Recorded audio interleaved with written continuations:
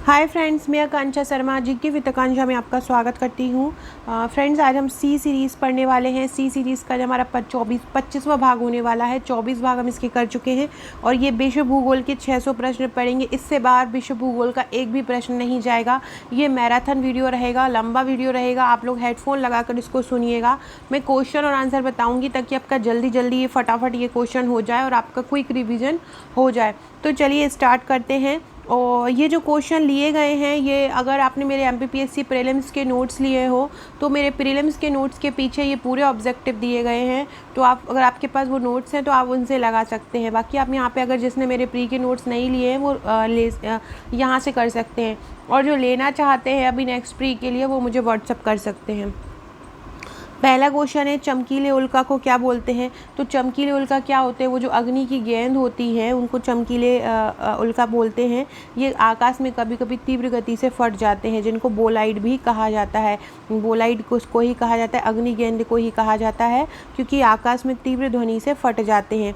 उल्का वृष्टि किसे कहते हैं? जब उल्का पिंड जल जाते हैं तो वो एक नीचे गिर जाते हैं, उनको ही हम उल्का वृष्टि या तारों का टूटना कहते हैं। लियोनिड वर्षा क्या है? तो उल्का की जो आंधी होती है उसको ही हम लियोनिड वर्षा कहते हैं। पृथ्वी की सतह पर मिलने वाला सबसे बड़ा उल्कापिंड कौन सा है? होवा बेस्ट। पृथ्वी की सतह पर मिलने वाला सबसे बड़ा उल्कापिंड कौन सा है? होवा बेस्ट है। क्षुद्र ग्रह किन्हें कहा जाता है? तो जो मंगल और बृहस्पति की कक्षा के 20 चक्कर लगाते हैं उनको क्षुद्र ग्रह कहते हैं। क्षुद्र ग्रह किसको कहते हैं? जो मंगल और बृहस्पति के बीच चक्कर लगाते हैं। ये अभी हमारा उपग्रह वाला, ब्रह्मांड वाला, फिर हमारा आर्थिक भूगोल भी आ जाएगा। जितने भी टॉपिक होते हैं विश्व के संबंधित सभी आपके इसमें आ जाएंगे।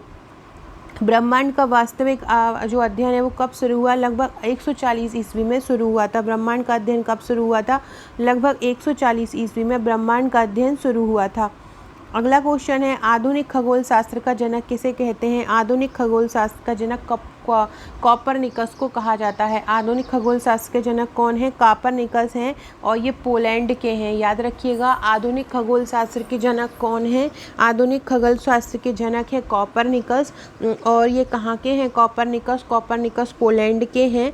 और इन्होंने बताया था कि ब्रह्मांड के केंद्र में पृथ्वी नहीं बल्कि सूर्य है। वैज्ञानिक आधार पर खगोल शास्त्र की नींव किसने रखी? देखो, आधुनिक खगोल शास्त्र अभी मैंने बताया कॉपरनिकस है। और वैज्ञानिक आधार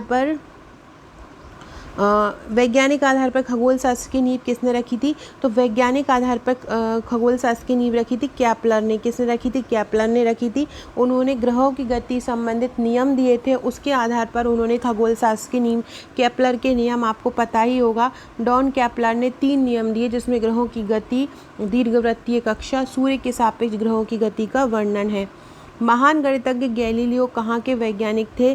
गैलीलियो जो थे वो इटली के वैज्ञानिक थे। गैलीलियो कहाँ के वैज्ञानिक थे? गैलीली उनका नाम था और इटली के वैज्ञानिक थे। 1605 में गैलीलियो ने अपनी दूरबीन की सहायता से अंतरिक्ष पिंडों का अध्ययन किया और कॉपरनिकस के सिद्धांतों की पुष्टि की।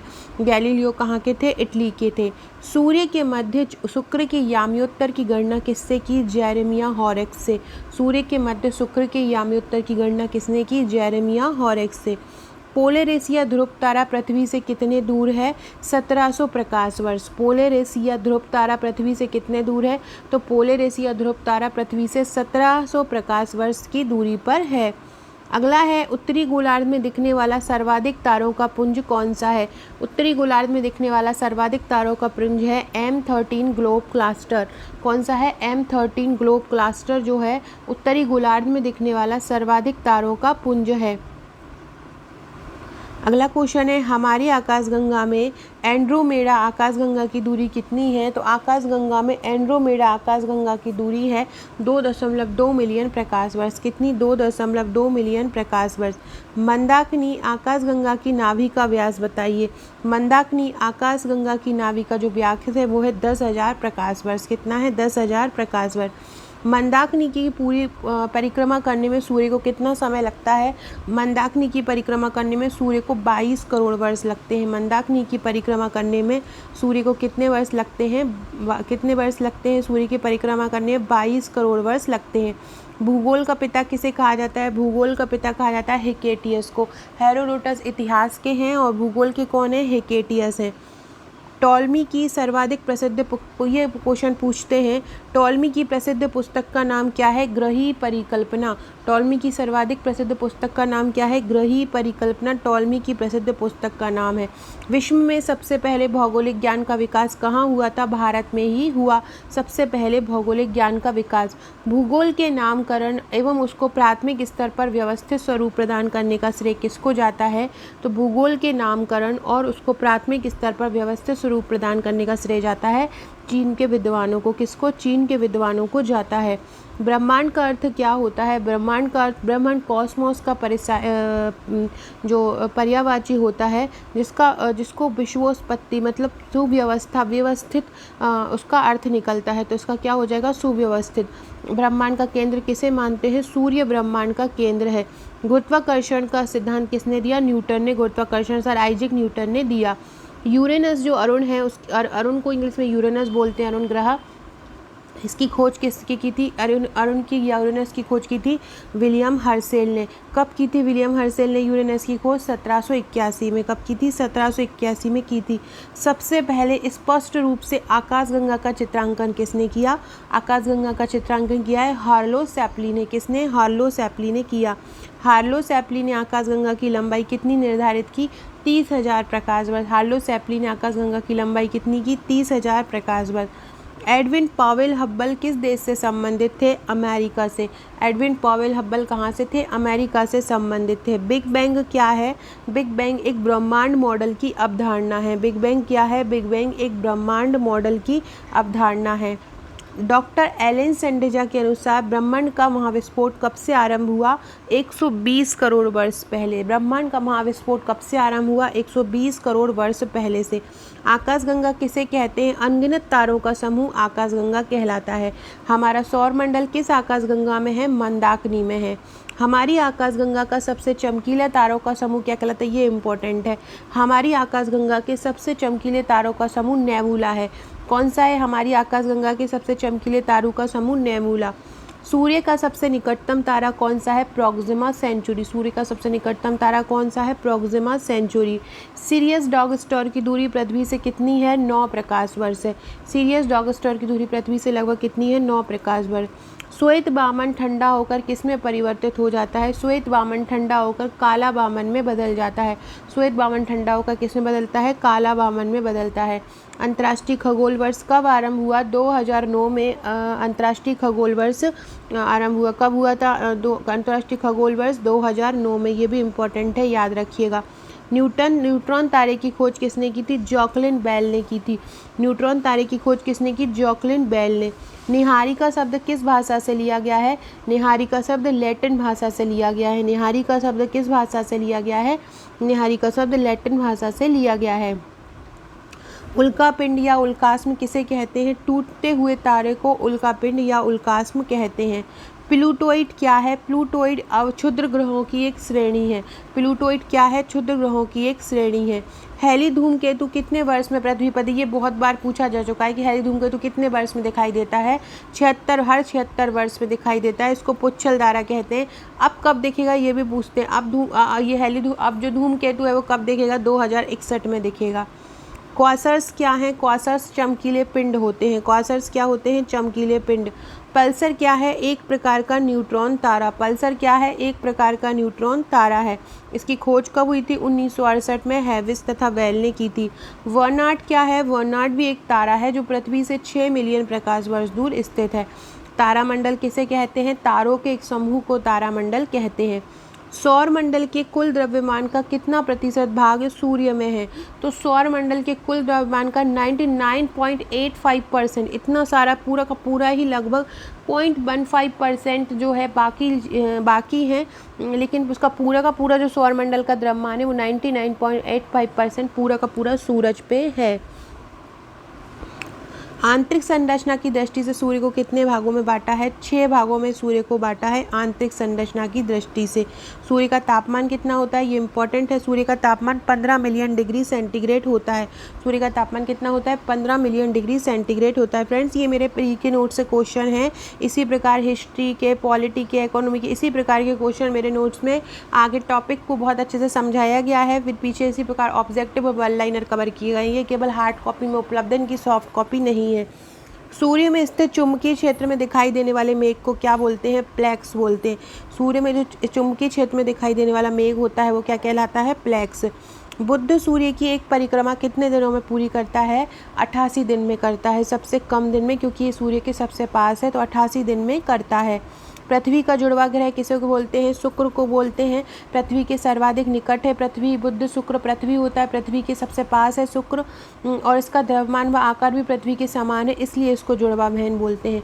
सौर मंडल का सबसे चमकीला ग्रह कौन सा है? सौर मंडल का सबसे चमकीला ग्रह शुक्र है। और यहाँ शुक्र पे क्या होता है? सघन वायुमंडल होता है, ताप ज़्यादा होता है, इसी कारण शुक्र को चमकीला ग्रह बोलते हैं। नील ग्रह किसे कहते हैं? पृथ्वी का क्या 71% भाग जल से घिरा हुआ होता है, जहाँ यहाँ जल की मात्रा ज़्यादा होती है, इसलिए पृथ्वी को नीला ग्रह कहते हैं। लाल ग्रह किसे कहते हैं? मंगल ग्रह जो है उस पर आयरन ऑक्साइड पाया जाता है और यहाँ लाल ग्रह की भांति दिखाई देता है, अतः मंगल ग्रह को लाल ग्रह बोलते हैं। किसको? मंगल ग्रह को। सौर मंडल का सर्वाधिक चपटा ग्रह कौन सा है? शनि ग्रह को। अपनी धुरी में ये बहुत तीव्र गति से भ्रमण करता है, इसलिए शनि को सौर मंडल का चपटा ग्रह कहते हैं। किसको कहते हैं? सौर मंडल का चपटा ग्रह शनि को बोलते हैं। किस ग्रह में उपग्रहों की संख्या सर्वाधिक है? बृहस्पति के बाद सर्वाधिक उपग्रह हैं, लगभग 64 उपग्रह बृहस्पति के पास हैं और शनि के पास 62 उपग्रह हैं। तो सबसे ज़्यादा उपग्रह किसके पास हैं? बृहस्पति के पास है। शनि ग्रह का सबसे छोटा उपग्रह कौन सा है? तो टाइटन तो शनि का सबसे बड़ा है, और जो पेन है, पेन शनि का सबसे छोटा उपग्रह है, इसका व्यास 20 किलोमीटर है। तो शनि ग्रह का सबसे छोटा उपग्रह कौन सा है? पेन। अरुण ग्रह की खोज कब की गई थी? 1781 में की गई थी, विलियम हर्शेल ने की थी। लेटा हुआ ग्रह किसे कहते हैं? तो लेटा हुआ ग्रह कहते हैं अरुण को। अरुण को क्या बोलते हैं? अरुण लेटा हुआ ग्रह कहलाता है। क्यों? क्योंकि अरुण के अक्ष का झुकाव 0 डिग्री होता है, इसलिए इसको लेटा हुआ ग्रह बोलते हैं। वरुण ग्रह की खोज किसने की थी? वरुण ग्रह की खोज जर्मन खगोलविद जॉन गॉले ने की थी। वरुण ग्रह की खोज किसने की थी? वरुण ग्रह की खोज की थी जॉन गाले ने। वरुण सूर्य से दूरस्थ 8वां ग्रह होता है। यह ग्रह अरुण से छोटा होता है। वरुण 166 वर्ष में सूर्य की परिक्रमा पूरी करता है। निम्नलिखित में से सबसे छोटा ग्रह कौन सा है? तो यम या कुबेर। यम या कुबेर को प्लूटो भी बोलते हैं, जिसे अब सौरमंडल से हटा दिया गया है। पहले 9 ग्रह होते थे, अब 8 ग्रह होते हैं, और पहले ये सबसे छोटा ग्रह हुआ करता था, क्योंकि ये ग्रह सूर्य से सबसे ज़्यादा दूर है। 2006 में इसको हटा दिया गया था। प्लूटो की खोज कब हुई थी? प्लूटो की खोज 1930 में हुई थी, तब इसे ग्रह का दर्जा दिया था। पृथ्वी के उपग्रह का ना, पृथ्वी का केवल एक ही उपग्रह है, चंद्रमा। चंद्रमा को जीवाश्म ग्रह भी कहते हैं। चंद्रमा को कौन सा ग्रह बोलते हैं? जीवाश्म ग्रह भी बोलते हैं। चंद्रमा पर सूर्योदय का तापमान कितना है? चंद्रमा पर सूर्योदय का तापमान है 58 डिग्री सेंटीग्रेड। चंद्रमा पर सूर्योदय का तापमान कितना है? 98 डिग्री सेंटीग्रेड। ये दिन का तापमान है, और रात का तापमान कितना है? 243 डिग्री सेंटीग्रेड। चंद्रमा के सबसे बड़े स्वरूप को क्या कहा जाता है? चंद्रमा के सबसे बड़े स्वरूप को कहा जाता है सागर या मारिया। चंद्रमा का सबसे बड़ा स्वरूप क्या कहलाता है? सागर या मारिया कहलाता है। चंद्रमा के धरातल पर 14 बड़े सागर हैं, और यह चंद्रमा का सबसे बड़ा स्वरूप है। इसे मारिया या सागर कहते हैं। इसमें सबसे बड़ा मेयर इम्ब्रियम है, जिसे फुहार या सागर कहते हैं। चंद्रमा के धरातल पर कितने क्रेटर मिलते हैं? चंद्रमा के धरातल पर 3000 से अधिक क्रेटर मिलते हैं। सबसे बड़े क्रेटर कौन से हैं? क्लोवियस और ग्रिमाल्डी है, जिसका व्यास लगभग 240 किलोमीटर है। चंद्रमा की धरातल की संरचना में ऑक्सीजन कितने प्रतिशत होती है? चंद्रमा की धरातल की संरचना में ऑक्सीजन 58% है। चंद्रमा की धरातल की संरचना में ऑक्सीजन कितने प्रतिशत है? 58%। जब पृथ्वी सूर्य के निकटतम दूरी पर होती है तो उसको क्या बोलते हैं? देखो, उप मतलब होता है पास। जब हम उपवास रखते हैं ना, उपवास का मतलब होता है प्रभु के पास, है ना। तो बास मतलब प्रभु के पास हम हैं। उप मतलब होता है पास। तो जब पृथ्वी सूर्य के निकटतम दूरी पर होती है 3 जनवरी को, तो 3 जनवरी को क्या होता है? उपसौर होता है। 3 जनवरी को क्या होता है? उपसौर होता है। और 4 जुलाई को पृथ्वी सूर्य से बहुत ज़्यादा दूर होती है, तो उस समय क्या होता है? उस समय अपसौर होता है। तो उपसौर 3 जनवरी को होता है, अपसौर 4 जुलाई को होता है। तो उपसौर मतलब जब सूर्य और पृथ्वी बिल्कुल पास पास होते हैं। इस समय इनकी दूरी 14.73 करोड़ किलोमीटर हो जाती है। जब पृथ्वी सूर्य से अधिकतम दूरी पर होती है तब अपसौर होता है, और ये कब होता है? ये 4 जुलाई को होता है। इस समय 15.2 करोड़ हो जाती है, उस समय 14.75 जब पास होते हैं, और जब दूर होते हैं तो 15.2 करोड़ मीटर। चंद्रमा का कितना प्रतिशत भाग पृथ्वी पर दिखता है? तो चंद्रमा का 59% भाग पृथ्वी से दिखाई देता है। इसका प्रकाश पृथ्वी तक आने में 1.25 सेकेंड लग जाते हैं। और कितना प्रतिशत भाग चंद्रमा का दिखाई देता है? 59% भाग दिखाई देता है। चंद्रमा की पृथ्वी से दूरी कितनी है? 384,000 किलोमीटर है। याद रखिएगा, चंद्रमा की पृथ्वी से दूरी कितनी है? 384,000 किलोमीटर चंद्रमा की पृथ्वी से दूरी है। पृथ्वी की जुड़वा बहन किसको बोलते हैं? शुक्र ग्रह को पृथ्वी की जुड़वा बहन बोलते हैं। सूर्य की परिक्रमा में कौन सा ग्रह सर्वाधिक समय लेता है? वरुण, क्योंकि सबसे दूर है वो। नेपच्यून सबसे ज़्यादा समय लेता है, 164.8 वर्ष।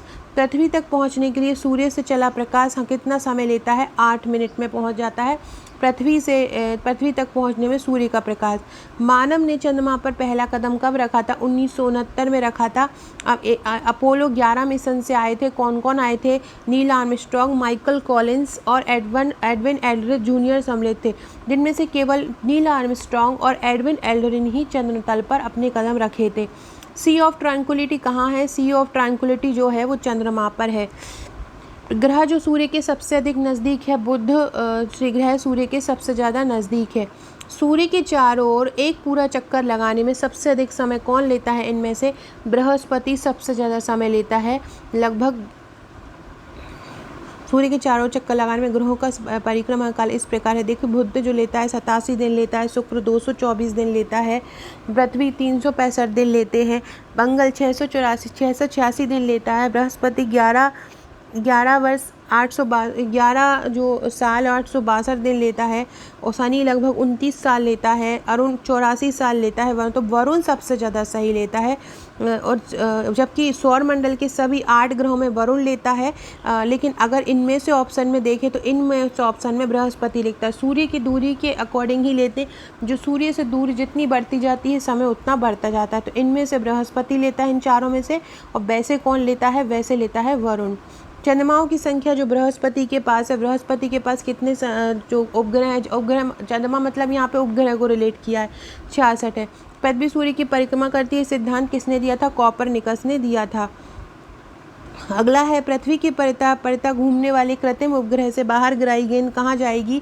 ये बहुत इंपॉर्टेंट क्वेश्चन है, बहुत बार पूछा जा चुका है कि यदि पृथ्वी के चारों ओर कोई कृत्रिम उपग्रह घूम रहा है और उसके उपग्रह से बाहर हम कोई गेंद गिराएंगे तो कहाँ जाएगी? तो वो जो कक्षा है उनकी, उसी कक्षा में घूमती रहेगी। अगला क्वेश्चन है, सूर्य ग्रहण किस परिस्थिति में आते हैं? तो सूर्य ग्रहण किस परिस्थिति में आते हैं? जब सूर्य, चंद्रमा और पृथ्वी एक ही रेखा में होते हैं। अगला है, दो उपग्रह जिनके उपग्रह नहीं है। बुध और शुक्र का कोई उपग्रह नहीं है। किस ग्रह के सर्वाधिक उपग्रह? हाँ, बृहस्पति के सर्वाधिक उपग्रह। पुच्छल तारे की पूंछ की दिशा सदैव कैसी होती है? सूर्य से दूर होती है। पुच्छल तारे की पूंछ की दिशा कैसी होती है? हमेशा सूर्य से दूर होती है। कहाँ दिन और रात हमेशा बराबर होते हैं? भूमध्य रेखा पर दिन और रात हमेशा बराबर होते हैं, और ये यहाँ पर रात और दिन लगभग 12-12 घंटे के होते हैं। पृथ्वी और चंद्रमा सूर्य से लगभग समान दूरी पर हैं, फिर भी औसतन पृथ्वी चंद्रमा की अपेक्षा अधिक गर्म है। क्यों? चंद्रमा पर वायुमंडल नहीं है और पृथ्वी पर वायुमंडल है, इसलिए पृथ्वी चंद्रमा की अपेक्षा गर्म है। सूर्य की किरणों को पृथ्वी तक आने में कितना समय लगता है? 500 सेकेंड लगते हैं। 8 मिनट 18 सेकेंड या 500 सेकेंड लगते हैं। याद रखिएगा, 8 मिनट 18 सेकेंड या 500 सेकेंड। पूर्ण सूर्य ग्रहण को सीधा देखने से आँख को जो नुकसान होता है उसका कारण है क्योंकि सूर्य में यूवी रेस पाई जाती हैं, अल्ट्रावायलेट किरणें पाई जाती हैं। कौन सा ग्रह इवनिंग स्टार कहलाता है? शुक्र इवनिंग स्टार कहलाता है। कौन सा एक अंतरिक्ष में नहीं पाया जाता है? ब्लैक होल, क्रॉसर, पल्सर या ब्रिटल स्टार? ब्रिटल स्टार अंतरिक्ष में नहीं पाया जाता है। कौन सा? ब्रिटल स्टार नहीं पाया जाता है। पृथ्वी से सूर्य की औसत दूरी कितनी है? पृथ्वी से सूर्य की औसत दूरी है 15 करोड़ किलोमीटर। कितनी? 15 करोड़ किलोमीटर है। पृथ्वी के वायुमंडल में सर्वाधिक पाई जाने वाली गैस कौन सी है? नाइट्रोजन। पृथ्वी के वायुमंडल में सर्वाधिक कौन सी गैस पाई जाती है? नाइट्रोजन पाई जाती है।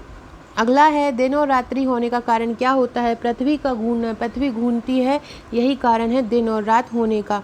सूर्य की ऊर्जा का स्रोत क्या है? सूर्य की ऊर्जा का स्रोत है नाभिकीय संलयन। सूर्य की ऊर्जा का स्रोत कौन सा है? नाभिकीय संलयन। भारतीय मानक समय किस देशांतर अक्षांश पर स्थित है? 82.5 डिग्री पूर्व। भारतीय मानक समय किस पर स्थित है? 82.5 डिग्री पूरब पर स्थित है। सूर्यास्त के सबसे पहले इनमें से कहाँ पे सूर्यास्त होगा? पूरब में सूर्यास्त सबसे पहले होता है, मतलब बांग्लादेश ढाका में होगा। दिल्ली, देहरादून, इस्लाम से अधिक पूर्वी स्थिति ढाका की है, तो ढाका में होगा। इनमें से कौन पृथ्वी के सबसे ज़्यादा पास है? तो चंद्रमा पृथ्वी के सर्वाधिक निकट है, उनकी दूरी 3,84,000 किलोमीटर है। अब हम जो भूगोल का जो है जो उसका बेसिक भूगोल है वो पढ़ते हैं, भौगोलिक भूगोल। मेंटल का विस्तार कितना होता है? तो मेंटल का विस्तार होता है 33 किलोमीटर से 2900 किलोमीटर गहराई तक। मेंटल जो होता है पृथ्वी के आंतरिक भाग में जो पाया जाता है, इसकी कितनी होती है? 33 किलोमीटर से 2900 किलोमीटर गहराई तक होता है, ये याद रखिएगा। क्रोट क्या है? क्रोट जो है पृथ्वी का सबसे आंतरिक भाग होता है, जो मेंटल के नीचे पृथ्वी के केंद्र तक पाया जाता है, याद रखिएगा। भूपर्पटी पृथ्वी का सबसे ऊपरी भाग होता है, क्रोट पृथ्वी का सबसे आंतरिक भाग होता है। वर्तमान में पृथ्वी में कितने महाद्वीप हैं? 7 महाद्वीप हैं। कौन कौन से? एशिया, अफ्रीका, उत्तर अमेरिका, दक्षिण अमेरिका, यूरोप, ऑस्ट्रिया और अंटार्कटिका। पृथ्वी के कितने प्रतिशत भाग पर महाद्वीपों का विस्तार पाया जाता है? 29.2% भाग पर महाद्वीप पाए जाते हैं। कितने पे पाए जाते हैं? 29.2 पे महाद्वीप पाए जाते हैं और 70.8 पर जल पाया जाता है। महाद्वीपीय प्रवाह सिद्धांत वैगनर ने कब दिया था? महाद्वीपीय प्रवाह सिद्धांत वैगनर ने 1921 में दिया था। ये इम्पोर्टेंट नहीं है। अगला है, प्लेट किसे कहते हैं? प्लेट, आंतरिक मेंटल को प्लेट कहा जाता है। किसको? आंतरिक मेंटल को। वर्तमान समय तक प्रमुख रूप से कितनी प्लेटों को स्वीकार किया गया है? 7 प्रमुख और 20 छोटी प्लेटों को स्वीकार किया है। 7 बड़ी और छोटी प्लेटों को स्वीकार किया गया है। पृथ्वी के आंतरिक भाग से उत्पन्न होने वाला बल क्या कहलाता है? अंतर्जात। जो पृथ्वी के आंतरिक भाग से उत्पन्न होता है वो क्या कहलाता है? अंतर्जात बल कहलाता है। क्षेत्रीय विस्तार की दृष्टि से पटल विरूपणी संचलन बल कितने प्रकार के होते हैं? तो क्षेत्र विस्तार की दृष्टि से पटल विरूपणी संचलन बल 2 प्रकार के होते हैं। अगला क्वेश्चन है, पृथ्वी के जो क्रस्ट है उसमें कितने तत्व पाए जाते हैं? पृथ्वी के क्रस्ट में 100 से अधिक तत्व पाए जाते हैं। पृथ्वी के क्रस्ट में कितने तत्व पाए जाते हैं? 100 से अधिक तत्व पाए जाते हैं। बनावट की प्रक्रिया के आधार पर चट्टानें कितनी प्रकार की होती हैं? 3 होती हैं, आग्नेय, अपसादी और रूपांतरित। आग्नेय शब्द की उत्पत्ति किस भाषा से हुई है? लैटिन भाषा से हुई है, जिसका अर्थ होता है आग। आग्नेय सेल को और किस नाम से जानते हैं? आग्नेय सेल को प्राथमिक सेल के नाम से जानते हैं। आग्नेय सेल को किस नाम से जानते हैं? प्राथमिक सेल के नाम से जानते हैं। अगला क्वेश्चन है, विश्व का सबसे ऊंचा पठार कौन सा है? विश्व का सबसे ऊंचा पठार इनमें से कौन सा है? नागपुर, जिब्राल्टर, तिब्बत का पठार। तो विश्व का सबसे ऊंचा पठार है इनमें से तिब्बत का पठार। तिब्बत का पठार 16,000 फीट ऊंचा है, जबकि इसका कुछ भाग 18,000 फीट तक ऊंचा है। विश्व का सबसे ऊंचा पठार पूछ रहे हैं, याद रखिएगा पठार कौन सा है? तिब्बत का पठार है। ये लगभग 16,000 फीट ऊंचा है, जबकि इसका कुछ भाग जो है वो 18,000 फीट तक ऊंचा है। सान का पठार कहाँ स्थित है? यूनान का पठार जो है चीन में है। यूनान का पठार चीन में है और सान का पठार म्यांमार में है। सान का पठार कहाँ पे है? सान का पठार म्यांमार में, याद रखिएगा सान का पठार म्यांमार में है। विश्व के कितने प्रतिशत भाग पर मैदान है? देखिए 29.2% भाग पर क्या है? महाद्वीप है। और मैदान कितने प्रतिशत भाग पर है? उसमें से कुछ मैदान है, कुछ पहाड़ है, कुछ पर्वत है। तो मैदान 41% भाग पर है। ये पूरा ही पूरा याद रखिएगा कि 26% भाग पर पर्वत है। 26 पे क्या है? पर्वत है और 33 पे पठार है। 26 पे पर्वत है, 33 पे पठार है और 41 पर मैदान है। तीनों चीज़ याद रखिएगा। उत्पत्ति के आधार पर आग्नेय सेल कितने प्रकार की होती हैं? 2 प्रकार की होती हैं, आंतरिक आग्नेय सेल और बाह्य आग्नेय सेल। अपसादी सेलों में चूने का पत्थर कितनी मात्रा में पाया जाता है? अपसादी सेलों में चूने का पत्थर पाया जाता है 80%। अपसादी सेलों में चूने का पत्थर 8% पाया जाता है। अपसादी सेलों में चूने का पत्थर कितना पाया जाता है? 8% पाया जाता है। द्वितीयक चट्टानें किसे कहते हैं? अपसादी चट्टानों को द्वितीयक चट्टानें कहते हैं। प्राथमिक चट्टानें आग्नेय चट्टानों को और द्वितीयक चट्टानें किसको बोलते हैं? अपसादी चट्टानों को द्वितीयक चट्टानें बोलते हैं। ज्वालामुखी छिद्र के विस्तृत रूप को क्या बोलते हैं? ज्वालामुखी छिद्र के विस्तृत रूप को बोलते हैं विवर अथवा क्रेटर। क्या बोलते हैं? विवर अथवा क्रेटर विस्तृत रूप को बोलते हैं। अगला क्वेश्चन है, ज्वालामुखी कितने प्रकार के होते हैं? ज्वालामुखी 3 प्रकार के होते हैं, जागृत ज्वालामुखी, प्रसुप्त ज्वालामुखी और स्वांत ज्वालामुखी। स्थिति के आधार पर पर्वतों को कितने भागों में बांटते हैं? 2 भागों में बांटते हैं, तटीय पर्वत और आंतरिक पर्वत। विश्व का सर्वाधिक विस्तृत ब्लॉक पर्वत कौन सा है? सर्वाधिक विस्तृत ब्लॉक पर्वत है सियरा नेवादा। सियरा नेवादा जो है वो कैलिफोर्निया है, विश्व का सर्वाधिक विस्तृत ब्लॉक पर्वत है। विश्व की सबसे लंबी पर्वत श्रृंखला कौन सी है? विश्व की सबसे लंबी पर्वत श्रृंखला है कॉर्डिलेरा डे लॉस एंडीज। कौन सी है? Cordillera day loss Andes. Everest की ऊंचाई कितनी है? 8,848 मीटर। संसार का सबसे पुराना पर्वत कौन सा है? अरावली है, उसकी रचना प्री कैम्बियन काल में हुई। हिमालय के बाद विश्व का सबसे ऊंचा पर्वत कौन सा है? एंडीज है। एकाकागुआ एंडीज की सबसे ऊंची चोटी है। तो सबसे बड़ा तो कौन सा? हिमालय का माउंट एवरेस्ट है, उसके बाद है एंडीज। भारत की सबसे लंबी पर्वतमाला कौन सी है? भारत की सबसे लंबी पर्वतमाला है विंध्याचल। पुराजीव कल्प के कैम्बियन युग में इसका निर्माण हुआ। पामीर के पठार की ऊंचाई कितनी है? पामीर के पठार की ऊंचाई 4,885 मीटर है। कितनी है? 4,885। जलवायु के आधार पर पठार को कितने भागों में बांटा है? जलवायु के आधार पर पठारों को 3 भागों में बांटते हैं। स्थिति के आधार पर मैदान कितने प्रकार के होते हैं? 2 प्रकार के होते हैं, तटीय और अंतःस्थलीय। निर्माण प्रक्रिया के आधार पर मैदानों को कितने भागों में बांटा है? 3 भागों में बांटा है। माउंट आबू की अधिकतम ऊंचाई समुद्र तल से कितनी होती है? 1727। लेगुनों का कयास किसे कहते हैं? ये आता है क्वेश्चन। लेगुनों का कयास किसको कहते हैं? मालाबार तट में लेगुन अधिक है, इसलिए यहाँ को लेगुनों का कयास बोलते हैं। कोंकण तट के दर्रे का नाम बताइए। थाल घाट और भोर घाट। याद रखिएगा, थाल घाट और भोर घाट किसके दर्रे हैं? कोंकण तट के। थाल घाट और भोर घाट किसके दर्रे हैं? कोंकण तट के दर्रे हैं, थाल घाट और भोर घाट। एक केबल कितने फैदम की होती है? 100 फैदम की होती है। विश्व की सबसे बड़ी झील कौन सी है?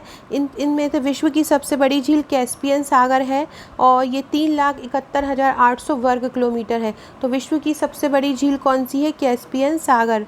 बनावट के आधार पर झीलें कितनी प्रकार की होती हैं? 2 प्रकार की। जल की प्रकृति के आधार पर झीलें कितनी प्रकार की होती हैं? 2 प्रकार की। हिम अपर्दन द्वारा बनी झील कौन सी होती है? तो बेल्स की कैडर या इड्रिस झील हिम अपर्दन द्वारा बनती है। विश्व में जागृत ज्वालामुखियों की संख्या कितनी है? लगभग 500। विश्व में जागृत ज्वालामुखियों की संख्या कितनी है? लगभग 500 है। इटली के एटना और स्ट्रोम्बोली ज्वालामुखी सर्वाधिक सक्रिय है। याद रखिएगा, इटली के एटना और स्ट्रोम्बोली जागृत ज्वालामुखी की लगभग संख्या 500 है। शांत ज्वालामुखी के उदाहरण है ईरान में देवबंद और बर्मा में पोपा। शांत जो उनमें एक बार विस्फोट हो गया था, उसके बाद करोड़ों साल हो गए, उनमें कोई विस्फोट ही नहीं हुआ है या उनमें उद्गार नहीं हुआ है और उनकी उद्गार की अब कोई संभावना ही नहीं है, वो शांत ज्वालामुखी होते हैं। ईरान में देवबंद और बर्मा में पोपा इसी प्रकार के हैं। माउंट कोटोपैक्सी कहाँ पे है? माउंट कोटोपैक्सी इक्वेडोर में है और विश्व का सबसे ऊँचा ज्वालामुखी पर्वत है और इसकी ऊँचाई 19,613 फीट है। आपसे पूछे विश्व का सबसे ऊंचा ज्वालामुखी कौन सा है, ज्वालामुखी पर्वत, तो कौन सा है? माउंट कोटोपैक्सी है। जब क्रेटर का आकार काफ़ी विस्तृत हो जाता है तो क्या बन जाता है? काल्डेरा बन जाता है। संपूर्ण विश्व का सर्वाधिक भूकंपों का अनुभव कहाँ किया जाता है? प्रशांत महासागर की पेटी में सबसे ज़्यादा भूकंप का अनुभव करते हैं।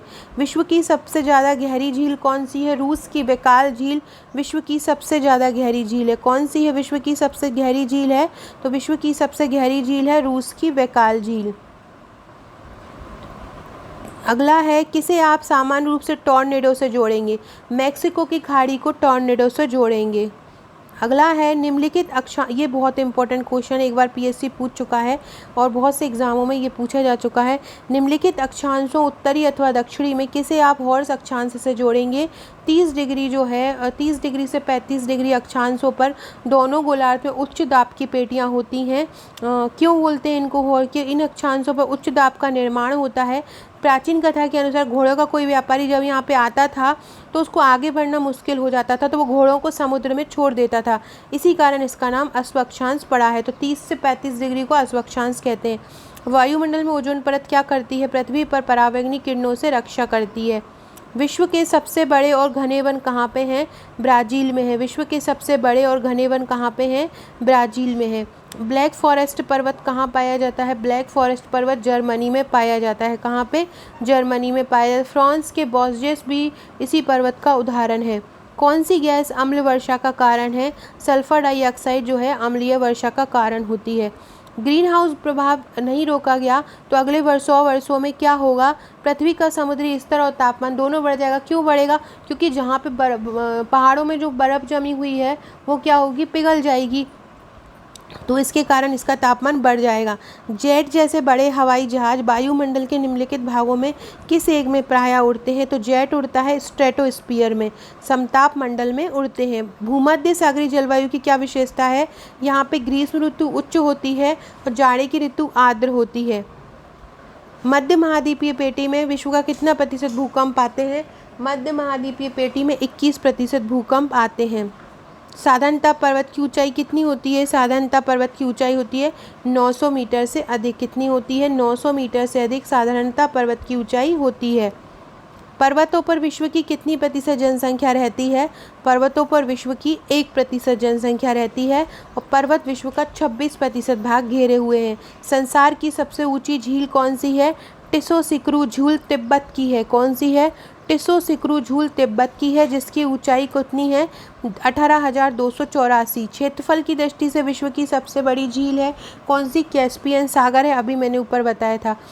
और विश्व की सबसे गहरी झील वैकाल झील है। मीठी झील सुपीरियर झील है। सुपीरियर झील कहाँ पे है? उत्तरी अमेरिका में है। विश्व की सर्वाधिक खारे पानी की झील कौन सी है? लेगबोर्न झील है। और इसमें सर्वाधिक लवणता पाई जाती है। वॉन झील जिसको बोलते हैं, आपने नाम सुना होगा। 338% लवणता इसमें पाई जाती है। पेटरनास्टर झील का निर्माण कैसे होता है? हिमानी की अपरदन क्रिया द्वारा होता है। मालाबार तट पर स्थित लैगून को किस नाम से जानते हैं? कयाल नाम से जानते हैं। मालाबार तट पर स्थित लैगून को किस नाम से जानते हैं? कयाल। स्थिति के आधार पर द्वीप कितने प्रकार के होते हैं? 3 प्रकार के होते हैं, महाद्वीपीय, महासागरीय और अवयांतिक।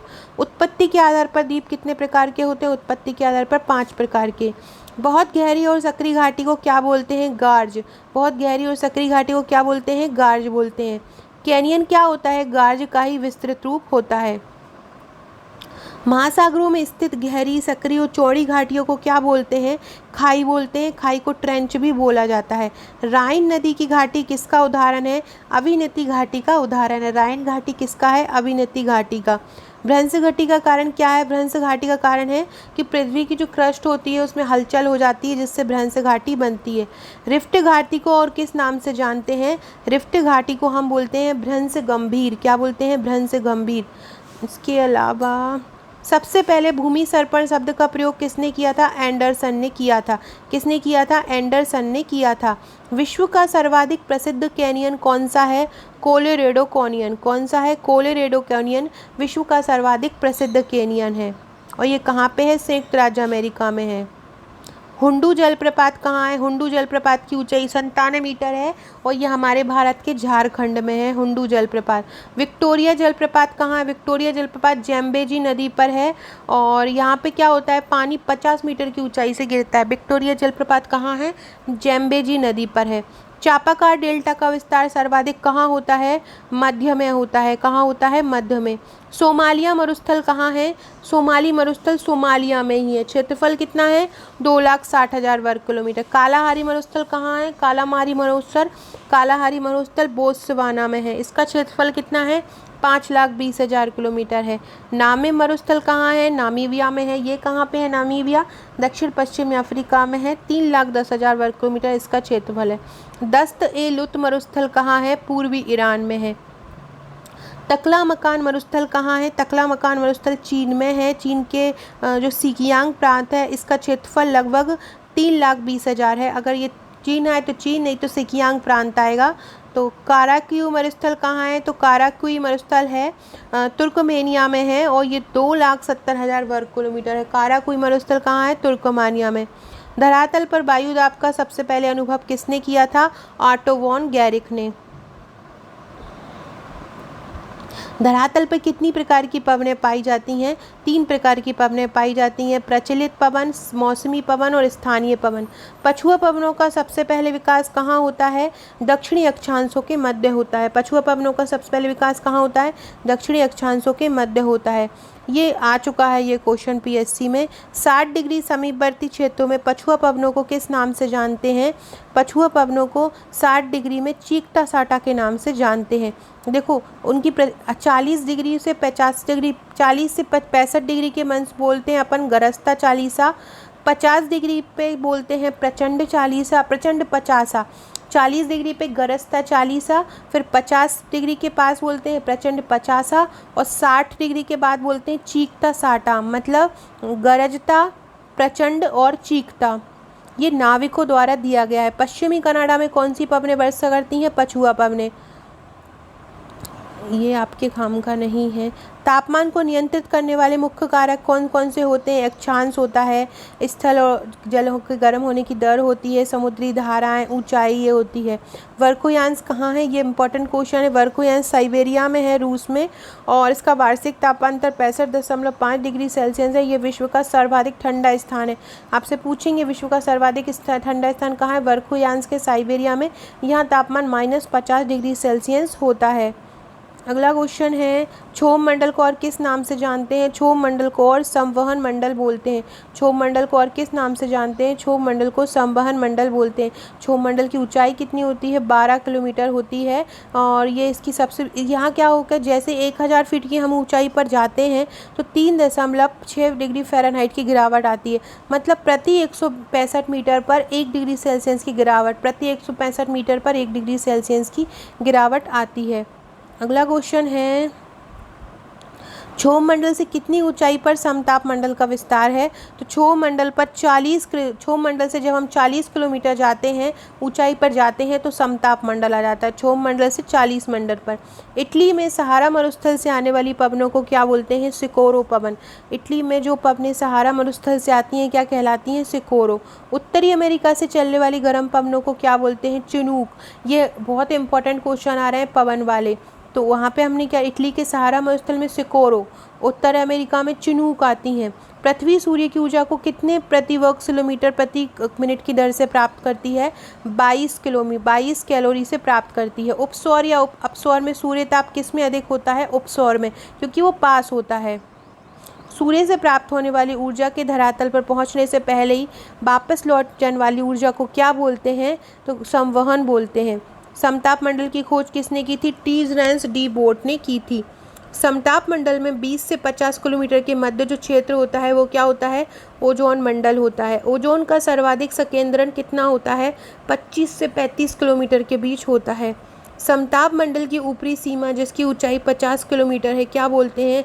स्ट्रेटोपोज बोलते हैं। समताप मंडल की ऊपरी सीमा जिसकी 50 किलोमीटर है स्ट्रेटोपोज बोलते हैं। तापमान के निचले भाग को क्या बोलते हैं? आयन मंडल।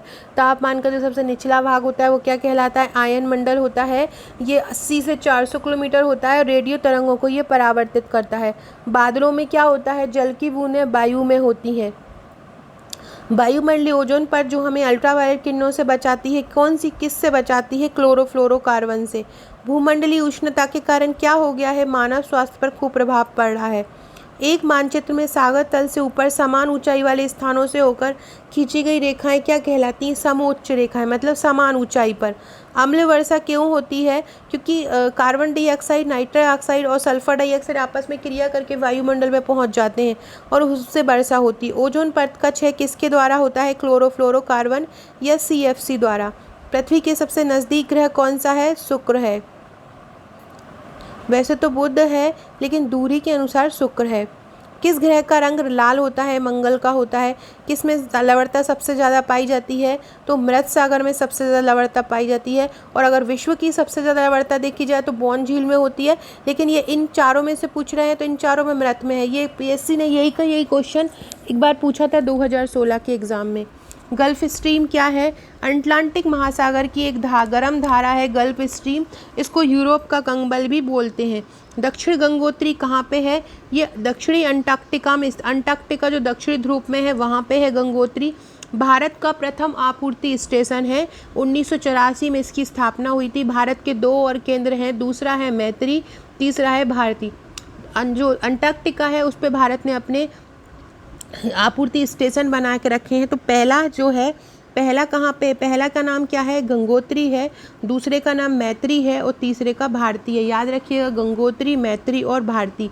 कील नहर किसे जोड़ती है, तो कील नहर किसे जोड़ती है, उत्तरी सागर और बाल्टिक सागर को। किसको जोड़ती है कील नहर, उत्तरी सागर और बाल्टिक सागर को जोड़ती है। इसके बाद है, इनको आपको सुमेलित करना है कि कौन सा कहाँ पे है। टाइफून कहाँ पे आता है, टाइफून कहाँ पे आता है, तो टाइफून हिंद महासागर में आता है। हरिकेन कहाँ आता है, हरिकेन पश्चिमी द्वीप समूह में आता है। टॉर्नेडो कहाँ पे आता है, टॉर्नेडो ऑस्ट्रेलिया में आता है। टाइफून चीन सागर में आता है। तो आप ये एक बार पढ़ लीजिए, चीन सागर में उठने वाले तूफान को क्या बोलते हैं, टाइफून बोलते हैं। चीन में कौन सा आता है, टाइफून आता है। उत्तरी अटलांटिक एवं पूर्वी अमेरिका के तट पर उठने वाला तूफान क्या कहलाता है, हरिकेन कहलाता है। मिसिसिपी घाटी में उठने वाला तूफान टॉर्नेडो, और भारत के पूर्वी और पश्चिमी तट पर उठने वाले तूफान को क्या बोलते हैं, चक्रवात बोलते हैं। टॉर्नेडो कहाँ आता है, कैरेबियन सागर में आता है। कहाँ आता है, कैरेबियन सागर में। पृथ्वी की सतह से कितने प्रतिशत भाग पर पानी है, 70%। विश्व की सबसे लंबी नदी कौन सी है, नील नदी है, 6695 किलोमीटर की इसमें प्रवाहित होती है। नील नदी किस महाद्वीप में बहती है, अफ्रीका में। कौन सी नदी पक्षीपात डेल्टा बनाती है, मिसिसिपी बनाती है। आयन मंडल को कितने उपमंडल में विभाजित किया है, 3 में, डी परत, ई परत और एफ परत। ये आपके काम का नहीं है, जो इम्पोर्टेंट है आपके एग्ज़ाम में आएगा हम वही करेंगे।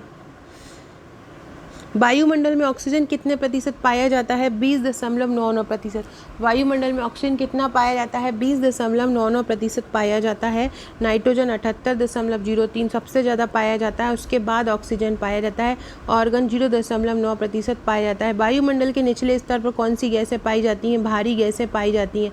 हल्की गैसें वायुमंडल के कौन से स्तर पर पाई जाती हैं, हल्की गैसें ऊपरी स्तर पर पाई जाती हैं। वायुमंडल में ऑक्सीजन का विस्तार कितने किलोमीटर तक है, 64 किलोमीटर तक है। सममंडल का विस्तार पृथ्वी की सतह से कितनी ऊंचाई तक है, 90 किलोमीटर ऊंचाई तक है। हिमानी द्वारा निर्मित घाटी को कहते हैं यू आकार की घाटी। हिमानी द्वारा निर्मित घाटी कौन सी कहलाती है, यू आकार की। एस्कर की ऊंचाई कितनी है, 60 से 100 मीटर तक। अगला है, इंग्लैंड में लैपिच को क्या बोलते हैं, क्लिंट बोलते हैं। ये क्वेश्चन नहीं है। सोनेरोन मरुस्थल का क्षेत्र, सोनेरोन मरुस्थल जो है, सोनेरोन मरुस्थल का जो क्षेत्रफल है वो है 3,10,000 वर्ग किलोमीटर। ये कैलिफोर्निया, संयुक्त राज्य अमेरिका, एरिजोना इसमें सम्मिलित है। डेल्टा किसका शब्द है, डेल्टा जो है ग्रीक से लिया गया है। सबसे पहले इसको नील नदी के लिए इसका उपयोग किया था। डेल्टा मतलब त्रिभुजाकार। चापाकार डेल्टा का आकार किसके समान होता है, धनुष के समान होता है। पंजाकार डेल्टा का होता है अंगुलीकार डेल्टा के समान। हिमानी के बर्फ में विद्यमान गति का पता कब चला, 1834 में। काइजिल कुंभ मरुस्थल कहाँ है, उज्बेकिस्तान में। काइजिल कुंभ मरुस्थल कहाँ है, उज्बेकिस्तान में। गोबी मरुस्थल कहाँ है, मंगोलिया में। गोबी मरुस्थल कहाँ है, मंगोलिया में है। मोजेब मरुस्थल कहाँ है, मोजेब मरुस्थल कहाँ है, मोजेब मरुस्थल है उत्तरी अमेरिका में। अटाकामा मरुस्थल कहाँ है, अटाकामा मरुस्थल है उत्तरी चिली में। अधिक नमक वाली प्लाया को बोलते हैं सेलिनास। सहारा मरुस्थल कहाँ है, उत्तरी अफ्रीका में है। ऑस्ट्रेलिया मरुस्थल का क्षेत्रफल कितना है, लगभग 15,50,000 वर्ग किलोमीटर है। अरब मरुस्थल का क्षेत्रफल कितना है, तो अरब मरुस्थल का क्षेत्रफल है 13 लाख वर्ग किलोमीटर। दो विपरीत दिशाओं से अभिसरण करने वाली हवाओं के बीच की पेटी को क्या बोलते हैं, वाताग्र बोलते हैं। क्या बोलते हैं, वाताग्र। वाताग्र कितने प्रकार के होते हैं, 4 प्रकार के होते हैं। इन चक्रवातों में सर्वाधिक गति किसकी होती है, चक्रवातों में सर्वाधिक गति होती है टॉर्नेडो की। टॉर्नेडो जो मिसिसिपी घाटी पे आता है संयुक्त राज्य अमेरिका में, वो सबसे ज़्यादा जो है गति करता है। चक्रवात कितने प्रकार के होते हैं, 2 प्रकार के होते हैं, शीतोष्ण और उष्णकटिबंधीय। शीतोष्ण कटिबंधीय चक्रवात किसके तापमान के बीच होते हैं, 35 से 65 डिग्री के बीच होते हैं। इनका आकार गोल होता है। मलक्का जल संधि से उत्पन्न होने वाली जो हवा होती है उसको क्या बोलते हैं, सुमात्रा। क्या बोलते हैं, सुमात्रा। ऑस्ट्रेलिया के न्यू साउथ वेल्स प्रांत में चलने वाली प्रबल हमने क्या होती है, सदर्न वेस्टर। सीस्तान पवन को क्या बोलते हैं? सीस्तान पवन 120 नाम से जानते हैं। सीस्तान पवन को 120 दिन की पवन बोलते हैं। सीस्तान पवन को क्या बोलते हैं? 120 दिन की पवन बोलते हैं। दक्षिण अमेरिका के एंडीज पर्वतीय क्षेत्रों में इक्केदार की उच्च घाटियों में नियमित रूप से प्रवाहित होने वाली हवा कौन सी है? नेवाडोज। दक्षिण अमेरिका के एंडीज पर्वतीय क्षेत्रों में कौन है? नेवाडोज है। उत्तरी और उत्तरी पूर्वी विशेषकर खार्तूम के पास दोपहर के बाद चलने वाली हवा पवन विशेषकर किन महीनों में चलती है? मई सितंबर में। अरब के रेगिस्तान में चलने वाली गर्म और शुष्क हवा को क्या बोलते हैं? सिमूम बोलते हैं। अरब के रेगिस्तान में चलने वाली गर्म और शुष्क हवा को क्या बोलते हैं? सिमूम बोलते हैं। न्यूजीलैंड में जो चलती है गर्म हवा, न्यू से याद रखिएगा नार्वेस्टर, न्यू तो नार्वेस्टर बोलते हैं। इसके बाद जो उत्तरी अमेरिका की तरफ चलती हैं, फ्रांस में जाड़े में चलती हैं, उनको मिस्ट्रल बोलते हैं। मिस्ट्रल फ्रांस में चलती हैं, याद रखिएगा। यूगोस्लाविया के एड्रियाटिक तट पर चलने वाली ठंडी हवा को क्या बोलते हैं? बोरा। यूगोस्लाविया के एड्रियाटिक तट पर चलने वाली हवा को क्या बोलते हैं? बोरा बोलते हैं। अगला क्वेश्चन है, दक्षिण अफ्रीका में आंतरिक पठार से तटीय भाग की ओर जाड़े में चलने वाली गर्म हवा को क्या बोलते हैं? बरगस बोलते हैं। संयुक्त राज्य अमेरिका के पर्वतीय ढाल के सहारे चलने वाली गर्म और शुष्क हवा को क्या बोलते हैं? चिनूक बोलते हैं। चिनूक संयुक्त राज्य अमेरिका में चलती। सहारा मरुस्थल में भूमध्य सागर की ओर चलने वाली हवा सिराको कहलाती है। सहारा रेगिस्तान में उत्तर पूर्व दिशा में चलने वाली हवा क्या कहलाती है? हरमट्टन कहलाती है। सक्रिय घाटियों से बहने वाली गर्म और शुष्क हवाओं को क्या बोलते हैं? ट्रामोस्टेन बोलते हैं। पेरू एवं चिली के पश्चिमी तट पर चलने वाली हवा क्या कहलाती है? जोरोन कहलाती है। ये आपके काम का नहीं है। बाग्यो क्या है? बाग्यो एक चक्रवात है। बाग्यो क्या है? बाग्यो एक चक्रवात है। फिलीपींस द्वीप समूह में इसको बाग्यो के नाम से जानते हैं। फ्राइजेम किन माह में चलने वाली शीतलहर है? मई या जून में है। बुरान शीत पवन को क्या बोलते हैं? पूर्गा। बुरान शीत पवन क्या कहलाती है? पूर्गा। प्रमुख रूप से वायु राशि कितनी प्रकार की होती हैं? 2, शीतल और गर्म। उत्पत्ति के आधार पर वायु राशि को भाग बांटा है 2 भागों में। जिन पवनों की दिशा में मौसम या समय के साथ परिवर्तन पाया जाता है उसको क्या बोलते हैं? सामयिक या काली पवन। मानसून शब्द की उत्पत्ति अरबी भाषा से हुई है, ये इंपॉर्टेंट है, याद रखिएगा। फ्रेंड, वीडियो अच्छा लगे तो लाइक ज़रूर करते जाइएगा। एक वीडियो लाने का मकसद मेरा यही है इतने सारे क्वेश्चन का, कि आप लोगों को एक वीडियो में आप पूरा का पूरा विषय भूगोल रिवीजन कर लें। सबसे पहले मानसून शब्द का प्रयोग किस पर किया गया था? हवा पर किया गया था। उत्तरी अटलांटिक और पूर्वी अमेरिका के तटों पर उठने वाले चक्रवात को क्या बोलते हैं? हरिकेन बोलते हैं। तिमोर सागर और ऑस्ट्रेलिया के उत्तर पश्चिम में उठने वाला तूफान क्या कहलाता है? बिली विली कहलाता है। बिली विली। उष्णकटिबंधीय चक्रवातों को केंद्र में स्थित बहुत ही कम वायु दाब का जो क्षेत्र होता है उसे क्या बोलते हैं? उसे चक्रवात की आंख बोलते हैं। विश्व का सबसे बड़ा द्वीप समूह कौन सा है? इंडोनेशिया विश्व का सबसे बड़ा द्वीप समूह है। विश्व का सबसे बड़ा द्वीप कौन सा है? ग्रीनलैंड विश्व का सबसे बड़ा द्वीप है। रोसोई नहर किसने बनाई थी?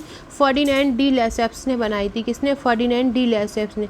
प्रायद्वीपीय भूमि कौन सी होती है जो 3 ओर से पानी से घिरी होती है? जैसे कि हमारा भारत है, इधर अरब सागर है, इधर बंगाल की खाड़ी है, नीचे हिंद महासागर है, तो भारत हम प्रायद्वीपीय बोलते हैं। प्रायद्वीपीय भारत इसलिए ही बोलते हैं। फिजी द्वीप कहाँ पे स्थित है? दक्षिणी प्रशांत महासागर में। संसार का सबसे बड़ा डेल्टा कौन सा है? सुंदरवन डेल्टा संसार का सबसे बड़ा डेल्टा है। बांग्लादेश और भारत के पश्चिमी बंगाल राज्यों में ये फैला हुआ है। अगला क्वेश्चन है, कौन सा नाइट्रोजनी जैव उर्वरक के रूप में प्रयोग होता है? तो कौन सा होता है नाइट्रोजनी जैव उर्वरक के रूप में? तो ये एजोला, नील हरित शैवाल और अल्फा को उर्वरक के रूप में अपन उपयोग करते हैं। विश्व पर्यावरण दिवस कब मनाया जाता है? 5 जून को मनाया जाता है और सबसे पहले 1973 में मनाया गया। विश्व का सबसे बड़ा पक्षी कौन सा है? शुतुरमुर्ग के। सफ़ेद हाथियों का देश कौन सा है? थाईलैंड। किस विश्वविख्यात पर्वत चोटी को सागर माता कहते हैं? एवरेस्ट, माउंट एवरेस्ट को कहते हैं और इसकी ऊंचाई 8838 है। एशिया और उत्तर अमेरिका को जो जलडमरू मध्य अलग करता है उसको क्या बोलते हैं? बेरिंग जलडमरू मध्य जो है वो एशिया और उत्तरी अमेरिका को अलग करता है। पाक जलडमरू मध्य किसको करता है? भारत और श्रीलंका को। जिब्राल्टर जलडमरू मध्य किसको करता है? जिब्राल्टर यूरोप और अफ्रीका को करता है, ये ध्यान रखिएगा। जिब्राल्टर किसको करता है? यूरोप को, और अफ्रीका को कौन करता है? जिब्राल्टर। मलक्का जलडमरू मध्य मलेशिया और सुमात्रा को करता है। विश्व का सबसे ठंडा स्थान कौन सा है? वर्खोयांश विश्व का सबसे ठंडा स्थान है। बृहद बेसिन या ग्रेट बेसिन कहाँ स्थित है? ग्रेट बेसिन है ऑस्ट्रेलिया में स्थित है। कहाँ पे है? ये संसार का सबसे बड़ा अर्जेंटीनियल बेल वाला सबसे बड़ा क्षेत्र है। 15 लाख वर्ग। बेसिन मतलब होता है क्या? जैसे कि आप किचन में जाते हैं, आप किचन में पूरा पानी एक बास बेसिन में इकट्ठा कर देते हैं, तो बेसिन मतलब होता है चारों तरफ से पानी एक जगह पे इकट्ठा हो रहा है, तो उसको बेसिन बोलते हैं। बृहद ज्वार भाटा कब आता है? जब सूर्य चंद्रमा पृथ्वी एक स्थिति में होते हैं। बृहद ज्वार भाटा को स्प्रिंग टाइड भी बोलते हैं। आकार की दृष्टि से चक्रवात कैसे हो सकते हैं? तो वी आकार के हो सकते हैं। प्रति चक्रवात की दाब प्रवणता कितनी होती है? 10 से 15 मिलीवार तक होती है। चक्रवात में हवाएं कैसी होती हैं? चक्रवात में हवाएं जो होती हैं वो परिधि से केंद्र की तरफ चलती हैं। केंद्र में ज़्यादा दबाव आने लगता है, क्योंकि चक्रवात में क्या होता है, केंद्र पे दबाव कम आता है तो बाहर से हवाएं अंदर आती हैं, और प्रति चक्रवात में सेम इसका उल्टा होता है। शीतोष्ण कटिबंधीय चक्रवात किस दिशा की ओर बढ़ते हैं? पश्चिम से पूर्व। शीतोष्ण कटिबंध कैसे घूमते हैं? पश्चिम से पूर्व। शीतोष्ण कटिबंधीय चक्रवात का न्यूनतम व्यास कितना होता है? 1040 किलोमीटर होता है। कितना? 1040 किलोमीटर। उष्णकटिबंधीय चक्रवातों की उत्पत्ति किन रेखाओं में होती है? कर्क और मकर रेखाओं के मध्य होती है। सामान्यतः उष्णकटिबंधीय चक्रवात का व्यास कितना होता है? 150 से 750 किलोमीटर। प्रति चक्रवात में हवाएं किस तरफ चलती हैं? केंद्र से परिधि की ओर। प्रति चक्रवातों से मौसम कैसा रहता है? साफ रहता है। प्रति चक्रवातों से मौसम कैसा होता है? साफ। गर्म प्रति चक्रवात कहाँ उत्पन्न होते हैं? शीतोष्ण उच्च वायुदाब की पेटी में उत्पन्न होते हैं। वायु के प्रति इकाई आयतन में विद्यमान जलवाष्प की मात्रा को क्या बोलते हैं? निरपेक्ष आर्द्रता बोलते हैं। ये आपके काम का नहीं है। उषांक क्या है? उषांक एक हवा है, कोई एक तापमान जिस पर हवा संतृप्त हो जाती है उसको उषांक बोलते हैं। संघनन के समय उषांक की कितनी स्थितियां होती हैं? 2 होती हैं। दृश्यता के आधार पर कोहरा कितने प्रकार का होता है? 4 प्रकार का होता है। दृश्यता के आधार पर विकिरण कोहरे की मोटाई कितनी होती है? 10 से 30 मीटर होती है। ये कोहरे किस प्रकार के नहीं आते? ये आता है। ऊंचाई के आधार पर बादल कितने प्रकार के होते हैं? ऊंचाई के आधार पर बादल 3 प्रकार के होते हैं। ऊंचे मेघ, मध्यम मेघ और निचले मेघ। ऊंचे मेघ, मध्यम मेघ और निचले मेघ। इसके बाद उच्च कपासी मेघ किस रंग के होते हैं? श्वेत और भूरे होते हैं। श्वेत और भूरे होते हैं उच्च कपासी जो मेघ होते हैं। उत्पत्ति के आधार पर वर्षा कितने प्रकार की होती है? उत्पत्ति के आधार पर वर्षा 3 प्रकार की होती है। संवहनीय, पर्वतीय और चक्रवातीय। संवहनीय, पर्वतीय और चक्रवात। अधिकतम वर्षा की पेटी कौन सी है? भूमध्य सागरीय पेटी। पृथ्वी पर कितने महासागर पाए जाते हैं? 4 महासागर पृथ्वी पर पाए जाते हैं। पृथ्वी पर सबसे बड़ा महासागर कौन सा है? प्रशांत महासागर है। प्रशांत महासागर का कुल आयतन कितना है? 70 करोड़ घन किलोमीटर। सर्वाधिक गहरा महासागर कौन सा है? प्रशांत महासागर सबसे गहरा है। 4572 किलोमीटर उसकी ऊंचाई है, मीटर उसकी ऊंचाई है। प्रशांत मतलब गहराई है। प्रशांत महासागर की सर्वाधिक गहराई कहाँ पर है? तो ये है मैरियाना बीच पे, मैरियाना खाई पे 11,022। प्रशांत महासागर में द्वीपों की संख्या कितनी है? 20,000 से अधिक है। समस्त पृथ्वी पर औसत वर्षा कितनी होती है? 97 सेंटीमीटर। उष्ण कटिबंध को और क्या बोलते हैं? शीत विहीन कटिबंध बोलते हैं। पृथ्वी को नीला ग्रह क्यों बोलते हैं? क्योंकि यहाँ पर जल ज़्यादा है। कौन सी दक्षिण अटलांटिक महासागर की शीतल धारा है? कनारी धारा दक्षिण अटलांटिक महासागर की शीतल धारा है। ये आप एक बार पढ़ लीजिए। उत्तरी अटलांटिक महासागर की ठंडी जलधारा कौन सी है? ग्रीनलैंड, कनारी और लैब्राडोर। गर्म है गल्फ स्ट्रीम, उत्तरी अटलांटिक प्रवाह, फ्लोरिडा और उत्तरी विषुवतीय। ये किसकी है? उत्तरी अटलांटिक महासागर की। अब दक्षिण अटलांटिक महासागर की ठंडी है बेगुला, पछुआ, फॉकलैंड, और गर्म है ब्रॉली, दक्षिणी विषुवतीय।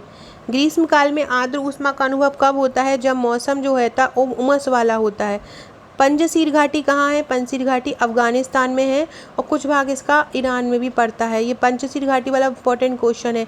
कब दिन और रात बराबर होते हैं? 23 सितंबर को दिन और रात बराबर होते हैं, और ये क्वेश्चन बार बार पूछा जाता है। कील नहर किसे जोड़ती है? उत्तरी सागर को बाल्टिक सागर से जोड़ती है। रिचर स्केल से किसको नापते हैं? भूकंप की तीव्रता को रिएक्टर स्केल से नापते हैं। संसार का सबसे बड़ा रेगिस्तान कौन सा है? सहारा में है और ये अफ्रीका में स्थित है। मेटामॉर्फिक चट्टानों का उदाहरण? मार्बल, संगमरमर मेटामॉर्फिक चट्टान का उदाहरण है। पृथ्वी की फरफटी में सबसे ज़्यादा क्या पाया जाता है? ऑक्सीजन पाया जाता है। भारत का एकमात्र सक्रिय ज्वालामुखी कौन सा है? बैरन ज्वालामुखी है। उत्तरी ध्रुव की खोज किसने की थी? उत्तरी ध्रुव की खोज की थी एमंडसन ने। उत्तरी ध्रुव की खोज की थी रॉबर्ट पियरे ने। उत्तरी ध्रुव की खोज किसने की थी? रॉबर्ट पियरे ने की थी। और एमंडसेन ने दक्षिणी ध्रुव की खोज की थी। उत्तरी ध्रुव की खोज किसने की थी? उत्तरी ध्रुव की खोज की थी रॉबर्ट पियरे ने, और दक्षिणी ध्रुव की खोज की थी एमंडसन ने। अगला क्वेश्चन है, अम्लीय मिट्टी को सुधारने के लिए कौन सी चीज़ मिलाते हैं? चूना। अम्लीय मिट्टी को सुधारने के लिए क्या मिलाते हैं? चूना। धरातल की ऊपरी सतह क्या कहलाती है? लिथोस्फीयर कहलाती है। समस्त ग्लोब का क्षेत्रफल कितना है? 48.845 करोड़ वर्ग किलोमीटर। उत्तरी गोलार्ध पर जलमंडल का विस्तार कितना है? लगभग 40%। जलमंडल में लगभग कितना जल विद्यमान है? जलमंडल में लगभग 1 अरब 46 करोड़ घन किलोमीटर जल विद्यमान है। अटाकामा खाई की गहराई कितनी है? अटाकामा खाई की गहराई है 800 मीटर। अटलांटिक महासागर का आकार कैसा है? अंग्रेजी के एस आकार का है। अटलांटिक महासागर पृथ्वी के क्षेत्रफल का कितना प्रतिशत भाग घेरता है? 1/6 भाग। अटलांटिक महासागर पश्चिम की ओर कहाँ तक विस्तृत है? उत्तरी और दक्षिणी अमेरिका तक। अटलांटिक महासागर के मध्य एस आकृति वाले अटलांटिक कटक की ऊंचाई कितनी है? 4000 मीटर। हिंद महासागर को और क्या बोलते हैं? अर्ध महासागर बोलते हैं। हिंद महासागर का कुल क्षेत्रफल कितना है? हिंद महासागर का क्षेत्रफल कितना है? लगभग 7,34,42,712 किलोमीटर है। ये आर्कटिक महासागर कहाँ स्थित है? आर्कटिक महासागर अंटार्कटिक दक्षिण में है, आर्कटिक उत्तर में है। या अन्य 3 महासागरों की अपेक्षा ये सबसे छोटा है। आर्कटिक महासागर का क्षेत्रफल कितना है? 94,85,000 किलोमीटर है। आर्कटिक महासागर की गहराई कितनी है? 3500 मीटर। ये नहीं आता है। प्रशांत महासागर में कितने गर्त पाए जाते हैं? प्रशांत महासागर में कितने गर्त पाए जाते हैं? प्रशांत महासागर में 32 गर्त पाए जाते हैं। विश्व का सबसे गहरा गर्त है मेरियाना। मेरियाना गर्त की खोज किसने की थी? 1957 में एक सोवियत अनुसंधान जहाज ने की थी। संसार में सबसे लंबे जलमग्न कहाँ पाए जाते हैं? केनियन बेरिंग सागर में पाए जाते हैं। पृथ्वी पर लगभग कितने भाग पर सागर का विस्तार है? 3610 भाग पर विस्तार है। महासागर में जो जल भरा होता है उसकी मात्रा कितनी है? 32 करोड़ 60 लाख घन मील है। विश्व की सबसे बड़ी प्रवाल भित्ति कौन सी है? Great barrier reef. समुद्र में सबसे तीव्र गति से चलने वाली मछली कौन सी है? सेल मछली। सेल मछली सबसे ज़्यादा तेज चलती। सबसे लंबा समुद्री खरपतवार है वरुण घास। कौन सा है? इम्पोर्टेंट है। सबसे लंबा समुद्री खरपतवार घास कौन सा है? वरुण घास है। 197 फुट लंबा है। सबसे विशालतम समुद्री जीव कौन सा है? नीला व्हेल। महासागरों की औसत लवणता कितनी होती है? 35% होती है। इनमें से कुछ में बहुत ज़्यादा पाई जाती है, जैसे बॉन झील में 330 जो कि तुर्की में है। मृत सागर में 240% है। ग्रेट साल्ट लेक में 220% है। महासागरों और सागरों में लवणता के क्षैतिज वितरण को किसके द्वारा प्रदर्शित करते हैं? महासागरों और सागरों में जो लवणता होती है उसको समलवण रेखा के द्वारा प्रदर्शित करते हैं। ये आपके काम का नहीं है। सारगेसो शब्द किस भाषा से लिया गया है? सारगेसो शब्द पुर्तगाली भाषा से लिया गया है। ज्वार भाटा कितने प्रकार के होते हैं? 10 प्रकार के ज्वार भाटा होते हैं। 2 ज्वार भाटाओं के बीच कितने का अंतर होता है? 12 घंटे 26 मिनट का 2 ज्वार भाटाओं के बीच अंतर होता है। भूकंप की तीव्रता किससे नापते हैं? सिस्मोग्राफ एक यंत्र है, इससे नापते हैं। कोरल लीफ या जीवाश्म भट्टी कहाँ पाई जाती है? कर्क रेखा और मकर रेखा के बीच। कोरल लीफ या जीवाश्म भट्टी कहाँ पाई जाती है? कर्क और मकर रेखा के बीच। रेजिड्यूल पर्वत या अपशिष्ट पर्वत का इनमें से कौन सा उदाहरण है? अरावली पर्वत जो सबसे पुराना पर्वत है, अपशिष्ट पर्वत का उदाहरण है। उत्पत्ति की दृष्टि से पर्वत श्रेणियों में सबसे नवीनतम कौन सी है? पटकोई। कौन सी है? पटकोई है।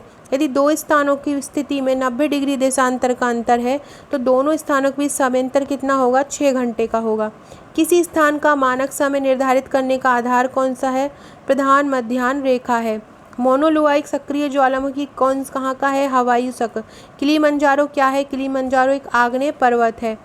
किसे भूमध्य सागर का प्रकाश स्तंभ बोलते हैं? स्ट्रोम्बोली को भूमध्य सागर का प्रकाश स्तंभ बोलते हैं। ये एक अलग अलग रेखाएं हैं कि इसको मैं टेलीग्राम पर भेज दूंगी। ये क्या है कि हर बार पीएससी में इससे क्वेश्चन जरूर पूछते हैं। आइसोहेलाइंस क्या है? जो समान खारेपन को व्यक्त करते हैं। आइसोहेल्स क्या है? समान प्रकाश क्षेत्र को व्यक्त करती है। आइसोहाइट्स क्या है? समान तल ऊंचाई को व्यक्त करती है, उन्हें आइसोहाइट बोलते हैं।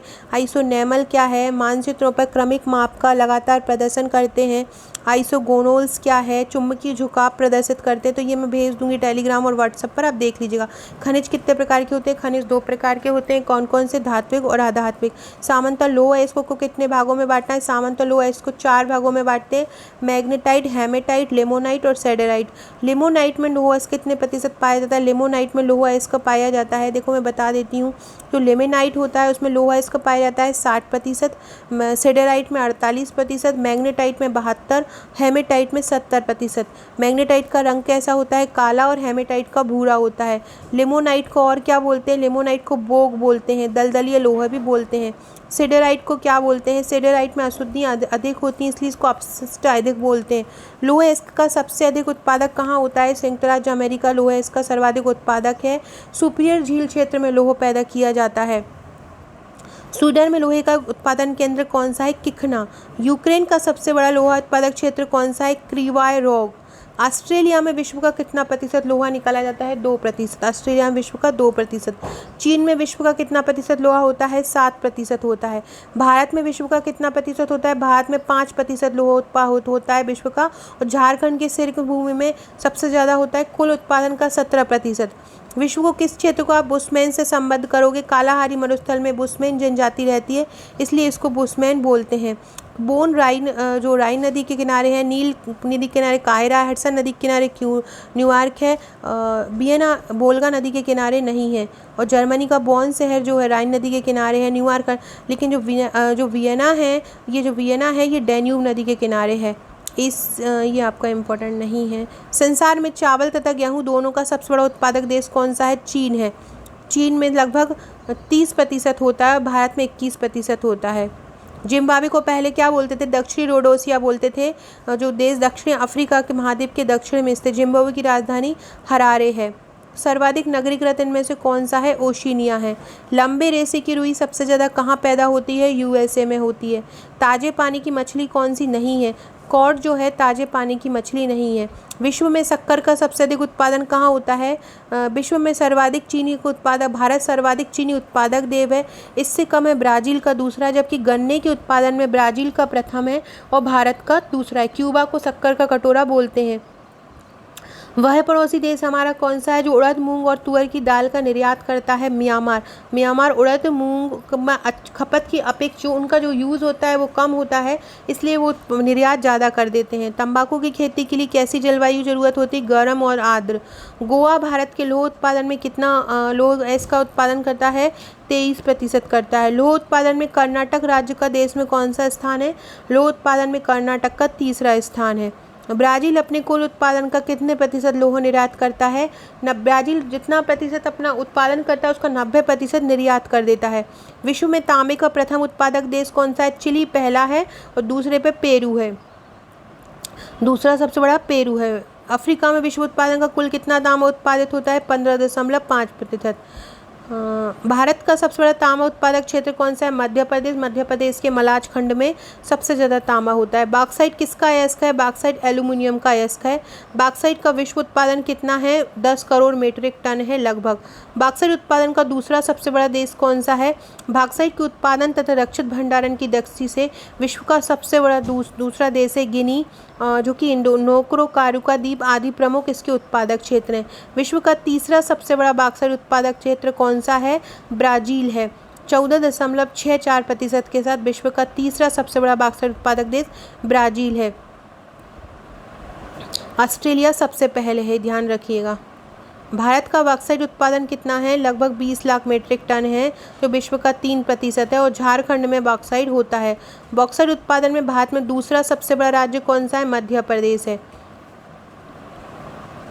जबलपुर में यहाँ पे सबसे ज़्यादा होता है। और छत्तीसगढ़, जब छत्तीसगढ़ था तभी सरगुजा में मिला के और जबलपुर में सबसे ज़्यादा उत्पादक होता था। उड़ीसा 3रे नंबर पे, महाराष्ट्र 4थे नंबर पे। टिन का शोधन किस अयस्क से होता है, कैसीटेराइट से होता है। टिन का शोधन किससे होता है, कैसीटेराइट से होता है। टिन किस खनिज से प्राप्त होता है, रांगा से। ये बहुत इंपॉर्टेंट है और कुछ अलग भी है, आ सकता है। टिन किस खनिज से प्राप्त होता है, रांगा से प्राप्त होता है। किससे, रांगा से। मैग्नीज किससे प्राप्त होता है, अपसादी सेल से। अभ्रक किसका कुचालक होता है, ताप और विद्युत का अभ्रक कुचालक होता है। अभ्रक उत्पादन में भारत का विश्व में कौन सा स्थान है? अभ्रक उत्पादन में भारत का विश्व में प्रथम स्थान पर है।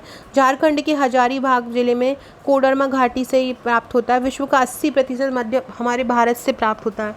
विश्व का अभ्रक का भंडार किसे बोलते हैं? कोडरमा घाटी को बोलते हैं। यहाँ उच्च कोटि का अभ्रक रूबी अभ्रक का भंडार है और झारखंड के बाद राजस्थान और आंध्र प्रदेश का स्थान है। विश्व में भारत के बाद अभ्रक उत्पादन में किस देश का स्थान है? ब्राज़ील में। थोरियम का परमाणु क्रमांक 90 होता है। विश्व उत्पादन का कितना थोरियम भारत में पाया जाता है? 75%। देश में केरल के बाद थोरियम उत्पादन में कौन आता है? तमिलनाडु। सबसे ज़्यादा थोरियम हमारे भारत में होता है, केरल में होता है, फिर तमिलनाडु। यूरेनियम का प्रतीक यू है।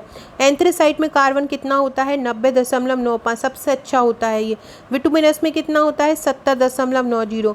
भूरा कोयला किसको बोलते हैं? लिग्नाइट को। ये तमिलनाडु में सबसे ज़्यादा पाया जाता है।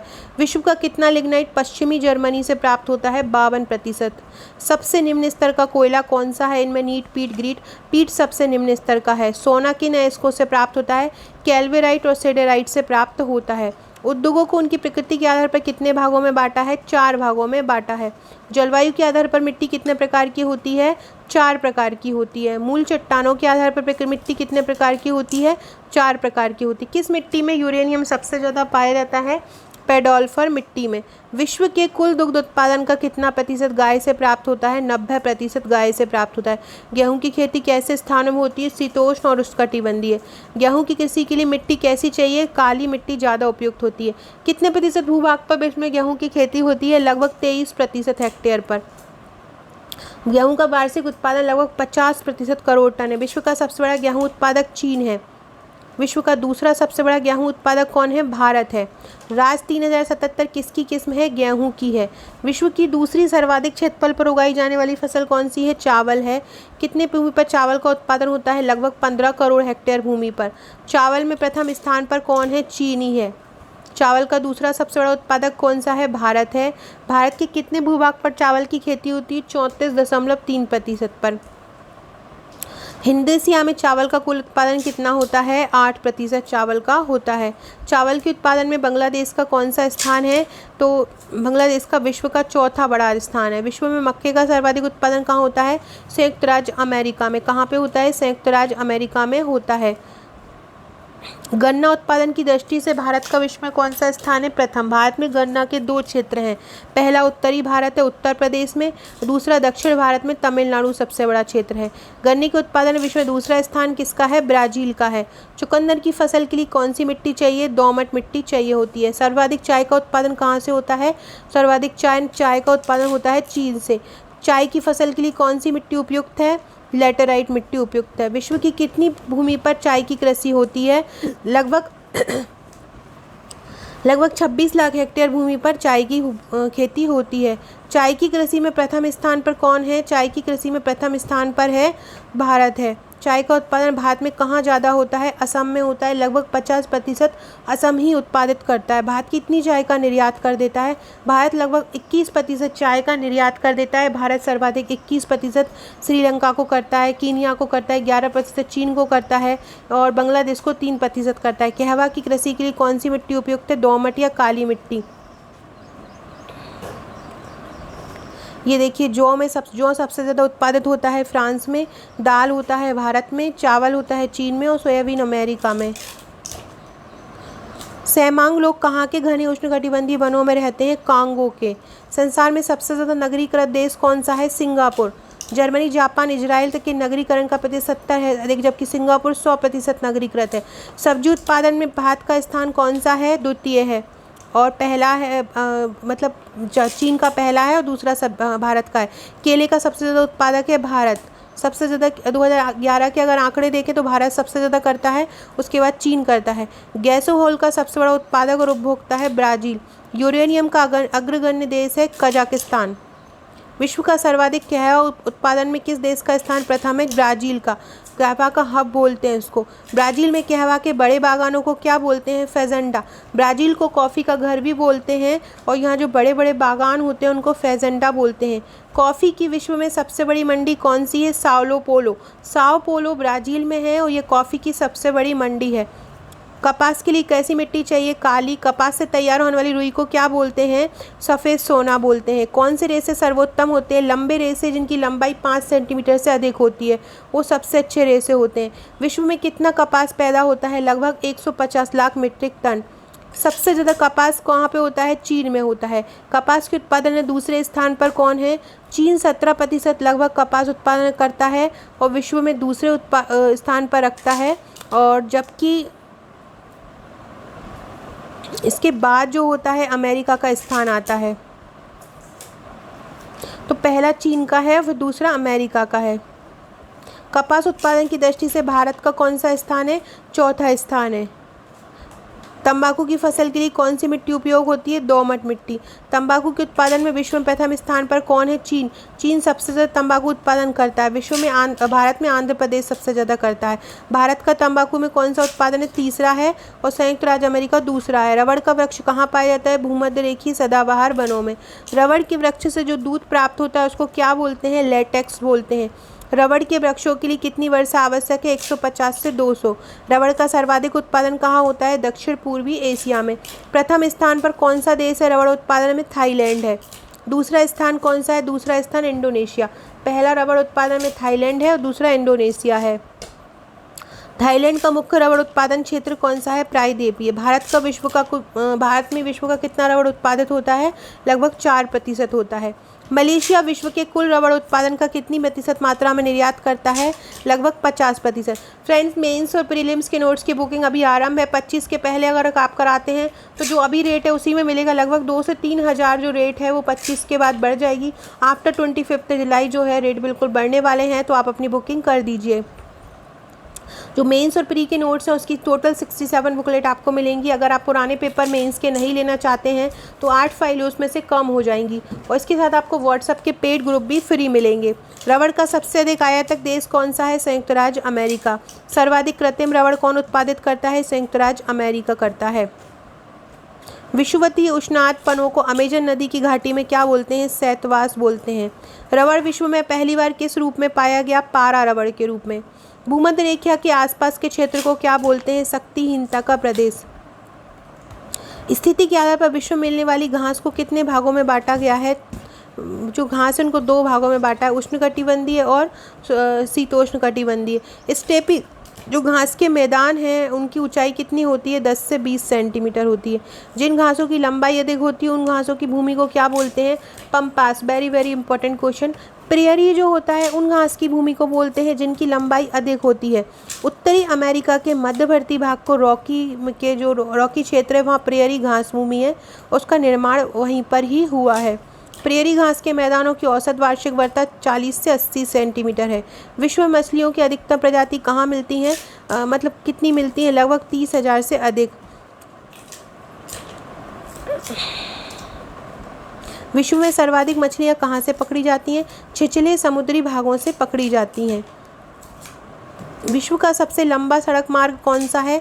संयुक्त राज्य अमेरिका विश्व का सबसे लंबा सड़क मार्ग है। सड़क मार्ग की दृष्टि से तृतीय स्थान पर कौन सा देश है? सड़क मार्ग की लंबाई की दृष्टि से भारत दूसरे पे है, ब्राज़ील तृतीय पे है और संयुक्त राज्य अमेरिका प्रथम पे है। महामार्गों में ट्रांस कनाडियन की लंबाई कितनी है? 96,000 किलोमीटर। भारत में आधुनिक ढंग के सबसे लंबे राजमार्ग का निर्माण किसने किया था? शेरशाह सूरी ने किया था। राष्ट्रीय राजमार्ग को पहले किस नाम से जानते थे? जीटी रोड, मतलब ग्रांड ट्रंक रोड। राष्ट्रीय महामार्ग 3 की लंबाई कितनी है? 1161 किलोमीटर। भारत का सबसे लंबा राजमार्ग कौन सा है? ये पहले था 7, अब 44 हो गया है। पहला स्टीम इंजन कहाँ पे है? इंग्लैंड में था, 1769 में बना था।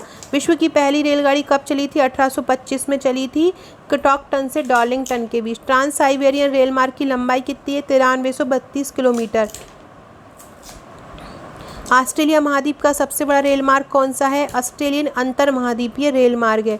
यूरोप का सर्वाधिक महत्वपूर्ण रेल मार्ग कौन सा है? ओरिएंट एक्सप्रेस रेल मार्ग। ग्रेट लेक सेंट लॉरेंस जलमार्ग से कितनी दूरी संभव है? तो कितनी है? 3760। तेल की नदी किसे कहते हैं? नाइजर नदी को तेल की नदी कहते हैं।